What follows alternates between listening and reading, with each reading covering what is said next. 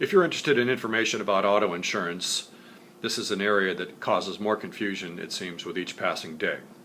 If you've been online to try to price a policy yourself, you'll find that some of the companies that offer coverages there tend to do an adequate job of trying to explain the coverages, but sometimes specific questions remain unanswered. For example, if you don't know the difference between underinsured motorist coverage and uninsured motorist coverage, it is probably best for you to speak with an agent that can explain those differences clearly to you.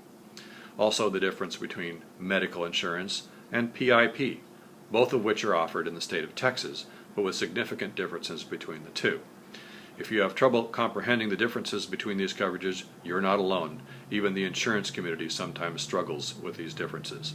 But it's best to find somebody who can explain those things to you clearly so that you can make the right decision for you and the other members in your household who operate your cars. The other thing to take into mind is we are no longer just pricing cars relative to their zip code or the county in which they are garaged, but also for the actual use of the specific vehicle. Many insurance companies have experimented with devices that are placed inside the car that monitor things like the time of day that you're operating the vehicle, the amount of use that you have on the car relative to odometer readings, and even the application of your brakes. While not all carriers subscribe to that, and some states have outlawed that practice, you can expect in the future that we're going to use things like GPS devices, Garmin devices, and even the use of your cell phone to specifically monitor the use of your car in a particular area or a particular time of day. However, it's safe to say that for the time being, the specific use of your car can sometimes vary widely between you and your neighbor, and those prices are going to change as a result. The other thing to keep in mind is, as in homeowners insurance, insurance companies will use your credit score to base your premium. Don't feel concerned about having your insurance company run this check. It is considered a soft pull and will not have any impact on your credit rating if an insurance company is allowed to access your credit information.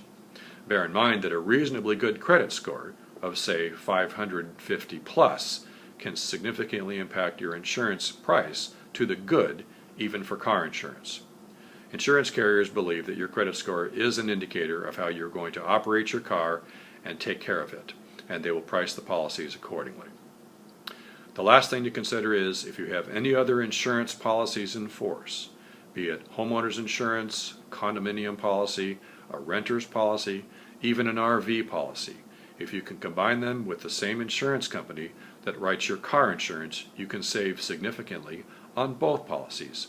Even the relatively low-priced renter's insurance policies can sometimes save as much premium as the entire renter's policy for a year just by combining your car insurance to that particular company.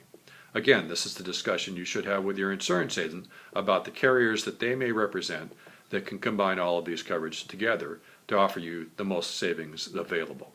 If your insurance agent is unable or unwilling to discuss these issues with you or can't explain the differences between the coverages that I explained earlier, it's probably time for you to find another insurance agent.